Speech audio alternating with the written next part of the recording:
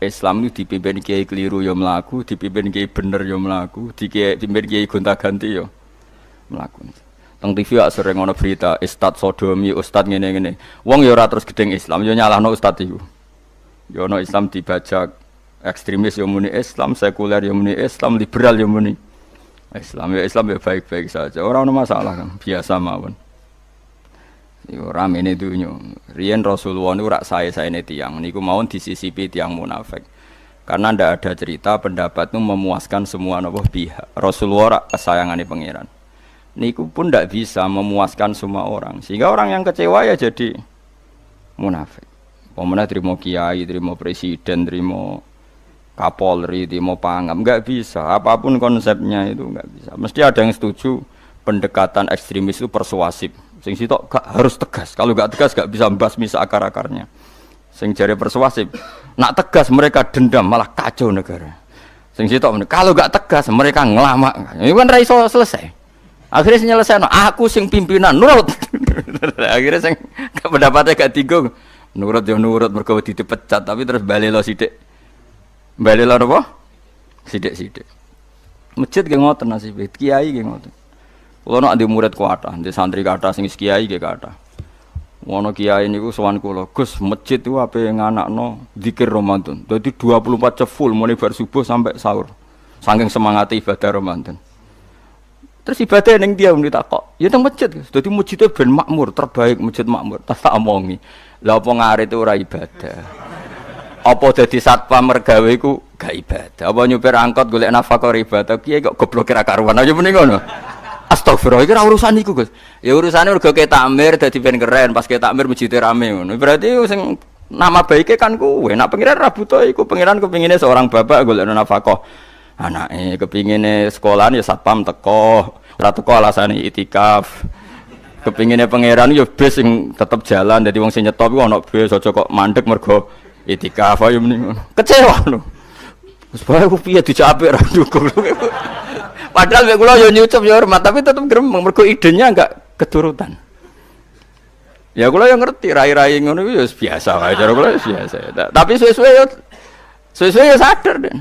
Bareng ngajak wong do ora gelem. Akhirnya sadar. Jebule ngandel jeneng nganggo sembang kula yo suwe wong luwih ngandel aku timbang kowe. Lah bento tapi ngandel kowe ya. Wong aliran sesat ta. Ya masjid itu anggere sono salat jamaah iku ya wis rame cara pangeran. Ora perlu rame banget. Nak rame banget terus bakal pentol leren, satpam leren, supir angkot leren. Nah iku jek sepele. Dokter leren. Wong ape lara.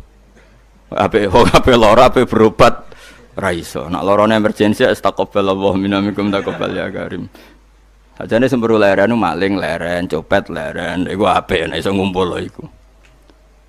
Makanya ngaji itu ngambil wong alim kan, karena orang alim itu yang tahu duduk perkaranya agama. Seorang lagi yang tahu duduk perkaranya agama. Nabi itu kalau ngendikan itu sampai sahabat itu gak bisa menampung. Kadang menyebut kebaikan satu majelis sampai 63 sampai 70. Misalnya Nabi ngendikan al imanu bid'un wasituna bid'ah. Iman itu ada 63. Terus nyebut terus. Pertama ngendikan a'la la ilaha illallah, tertinggi adalah kalimat tauhid. Wa adnaha imatatul adza anit thariq, terendah adalah menyingkirkan hal-hal yang mengganggu tiang apa? Mukmin atau mengganggu jalan. Terus ngendikan seperti itu. Sehingga pernah suatu saat Rasulullah itu ngaji di masjid. Rasulullah itu ngaji di masjid. Nabi kalau ngaji di masjid memang di teras, jadi terbuka. Terus ada pemuda santai dengan santainya nggo pacul, ngliwati Nabi ngaji diliwati. Nggo pacul. Ya santai. Singkat cerita semua sahabat itu mencibiri. Celaka betul pemuda itu. Ada Rasulullah ngaji tidak ikut tapi dia berlalu saja bawa cangkulnya. Kata Nabi, kamu jangan komentar demikian. Jika dia kerja menafkahi ibunya yang lemah atau anaknya yang lemah, dia juga ibadah dan itu juga sunnahku. Akhirnya sahabat mereka sadar. Jadi untuk meramaikan Islam itu tidak harus semuanya ngaji di masjid. Sing ape kerja ya ben kerja. Yang penting ora dadi germo.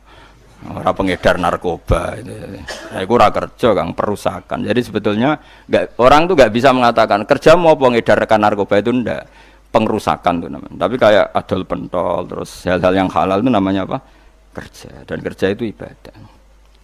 efek dari pikiran ulama yang seperti ini, akhirnya masjid daerah ulama itu sepi-sepi. Mergo ngomong ngono terus wong wae nak ngono ora perlu ning masjid. Lah iku kesimpulane sing salah. Kok terus kesimpulane nak ngono ora perlu ning masjid bar saiki. Maksudnya orang ngono sing di aktivitas nggih monggo. Nek sing ada aktivitas timbang turu ning omah akhirnya aduk ibadah ning masjid aja aduk turu ning masjid. Nah, akhirnya daerah-daerah tertentu sing akeh ulama mesti masjidnya sepi, tak jamin. Jajal gitu delok ning Rembang. Oh, tambah sepi. Karena ulama cara berpikir jong kerja ya ibadah, ngernet ya ibadah, mulang ya ibadah. Akhirnya marang masjid pas tarawih. Iku wae golek sing cepet. Tapi kunane kuno, Nabi sekalipun itu yang namanya orang yang mendengar, tetap ada yang menolak. Konsep perang di luar kota itu kan secara teori militer itu rasional. Bikin kontak ya rasional. Tapi orang yang berpendapat tadi, ya Rasulullah kita di rumah saja, itu ya gelo. Kayak tadi, orang yang ingin memakmurkan masjid kemudian, kan saya seperti itu ya gelo. Kalau pikiran saya, suatu saat dia sadar, intinya sadar, terus sowan saya sadar. Karena ya muridnya ada murid beda angkatan ya, dia semi-semi teman sama saya. Tak omongin ngene, jong kowe nak pancen seneng masjid tenan, masjid iku aja dadi problem bagi umat. Misalnya gini, aja sampai kenapa ora nyupir angkot demi nak mirno masjid, kenapa ora tugas satpam demi makmurno masjid. Berarti masjid ini menjadi problem penghalang dari sistem sosial ekonomi. Kowe seneng masjid darani problem. Kowe seneng masjid dianggap kambing hitam. Ya sudah, sholat jamaah saja, sholat jamaah di masjid. Terus yang nganggur-nganggur ya ke masjid. Tapi kalau yang sibuk ya monggo, asal itu halal ya ibadah. Ketika Nabi setiap aktivitas muslim asal halal itu apa? Ibadah. Makanya kita harus. Nah, tapi kan pendapat seperti ini itu kan kadang dibantah juga. Tapi ki Ramadan Gus tahun pisah, nosok njenengan ra setuju. Tak bukti kalau dia hadun nafsi tak tes. Ya wis aku setuju, syaratnya ketuane takmir ra kowe. Dadi masjid rame pas kowe ra ketua takmir. Isen deh karena dia ingin punya prestasi. Berarti sawang wow pas dia ketua takmir hadun nafsi enggak? Hadun nafsi pasti dia itu cari. Ya jajal pengajian sing gede-gede. Mereka pengurus takmirnya kepengen pas era ini tahu pengajian geden. Pas gak pengurus takmir terus ada pengajian geden. Wah apa rame-rame bareng. Padahal orangnya sama. Nah itu ulama itu tukang ngomong seperti itu. Mungkin menyakitkan, tapi ulama itu terus ngomong seperti itu supaya agama ini dibawa berdasar ikhlas, bukan hadzun nafsi, bukan kepentingan pribadi. Tapi tentu ulama tetap ngomong iktikaf ya sunat baik, kerja ya baik, amal lainnya asal baik ya baik. Ngomong gitu terus. Tapi kan mangkel loh akhir ulama, karena bagi pengurus masjid baik itu pas Ramadan ya masjidnya rame. Bagi yayasan yatim piatu amal ape ya dikekno yayasan yatim piatu. Bagi KBIH, bagi travel amal apik ya umroh. Ya ora. Lha tenan kula raguyen. Mana mungkin travel umroh dalil kowe nek duwe dhuwit luwih kekno cah yatim, kekno masjid, gak payu travel. Tapi dalile al umroh ilal umroh kafaratun lima bainahuma. Umroh itu yang mengkafaroi dosa. Jadi dan itu kersane Allah, orang macam-macam pikirannya kersane Allah dan baik-baik saja. Dunia diokal-akali ini ya baik-baik saja. Allah ya tenang aja tetap sugih. Cuma ulama harus ngomong seperti saya. Jadi karena keterbatasan manusia sehingga yayasan yatim piatu mesti ngomong seakan-akan ibadah terbaik yang nyumbang yatim piatu. Nanti yang di travel ibadah terbaik ya sowan Nabi umroh. Nanti sing jamaah thariqah ya ibadah terbaik itu thariqah. Semua dan itu semuanya baik gak masalah, kita tidak masalah. Tapi kalau memaksa orang lain harus seperti itu dan mengkerdilkan kebenaran hanya surahnya gambarannya seperti itu, kita sebagai ulama harus melawan. Karena Nabi dawuh kebaikan itu sekian jumlahnya. Terus Nabi menyebut di satu majelis itu 60. Sampai yang diantara yang disebut itu nganti ana sing jorok. Wa fi buti ahadikum sedekah. Kowe ngeloni bojomu iku sedekah. Sampai sahabat takok, "Ya Rasulullah, masa urusan gitu ibadah?" Ayati ahaduna syahwatahu wa huwa alaihi ajrun. Masa urusan kelon itu ganjaran ibadah. Terus Nabi jawab, kata Nabi, "Faqih falawadu'a fi haramin akana alaihi wisrun." Kalau andikan dia meletakkan mental seksnya atau aktivitas seksnya di luar yang halal, apakah itu tidak dosa? Iya ya Rasulullah. Terus kata Nabi, "Wa kadzalika," begitulah kalau diletakkan di halal dia juga dapat apa? Paha. Terakhir Nabi ngendikan takufu syarraka anin nas fa innaha shadaqatun minka ala nafsik. Jika kamu itikaf di masjid tidak bisa, adol pentol tidak bisa, jadi satpam tidak bisa, aktivitas sosial yang menguntungkan orang lain tidak bisa. Takufu syarraka anin nas. Yang penting kamu tidak berbuat buruk yang merugikan manusia. Sehingga sampai ada riwayat dari orang sufi, ibadahnya orang zaman akhir itu tidur. Karena anak tidur itu gak ganggu wong. Iya. Paling bojo tok sepeten. Tapi kan yo nyopet yo ora, zina yo ora, ndelok wong ayu yo ora. Nah, itu sampai Nabi terakhir nyebut. Dari sekian kebaikan tuh kalau gak mungkin kata Nabi takufu syarraka anin nas fa innaha shadaqatun minka ala nafsik. Sementing kamu tidak melukai atau merugikan orang apa? Sehingga misalnya ulama kok ngerti ada orang tidur di rumah, wong apik, gak ganggu wong. Ana bajingan mati, wong apik, ora iso bajingan meneh. Nah, akhirnya masyhur anggere ana bajingan mati, kiai tenan yo. Saya nggih mayit niku, wong gak siap nih saya. Bajingan sih. Saya padahal ning atine kiai nek mati ya apik dong ora iso bajingan. Akhir dari bajingane ya wis mati. Lha sekarang ngakhiri bajingan apik ta elek? Apik. Berarti matine elek ta apik? Apik. Maksudnya kiai apik matine ora apik wonge. Lah wong gak trimo pikirane apik iku.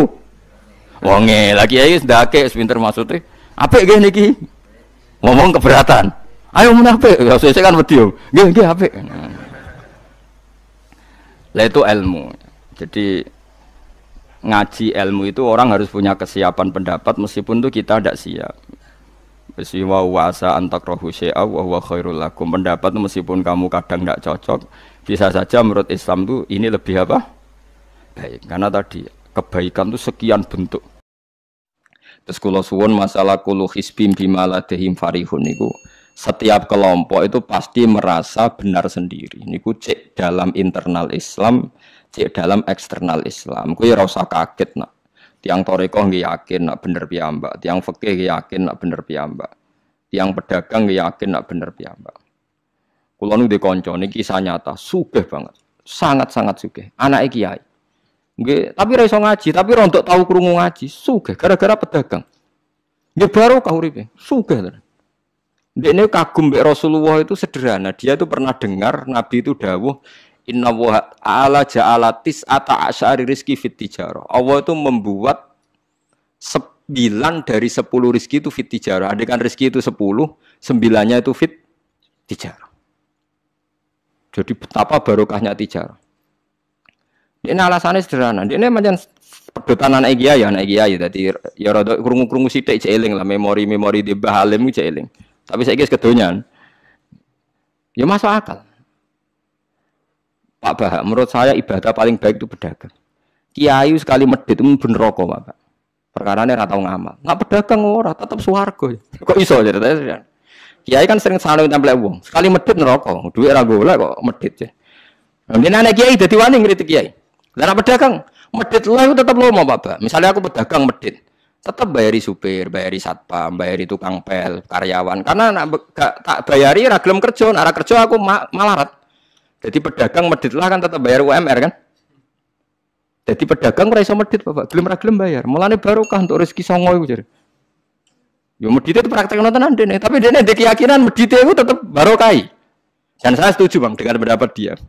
Lan kanca-kanca sing meragi mriki nek kepengin medit barokah iku dagang. Misal kowe bayangan medit lah, asal tetap bayar gaji lho, nggih nang medite kebablas. Lho nggih to pedagang ku sak medit-medite asal bayar gaji kan barokah to nggih. Artinya simbiosis rezekinya akan kemana-mana kan? Saling ke base. Ayo bayari supir, nggih, kernet, tukang cuci, engko mobilnya waya ngetap oli, waya nyervis, bengkel. Itu berapa sistem rezeki? Pemenang nak pabrik karyawannya 2000.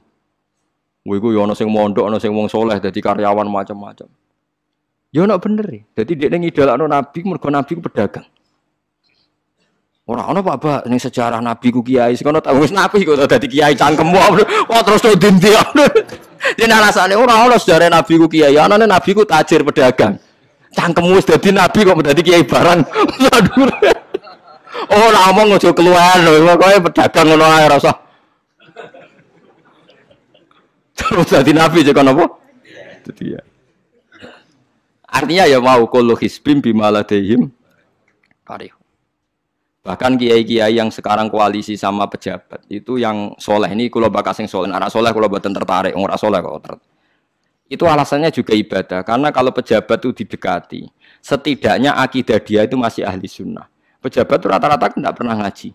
Dia taunya Islam NU atau Muhammadiyah ahli sunnah itu ya taunya dari kiai NU atau Muhammadiyah. Jadi kalau adat yang dekati itu NU, ya adatnya NU, Muhammadiyah, Muhammadiyah. Kalau adat yang dekati Syiah, ya Syiah. Kalau apa, ya apa.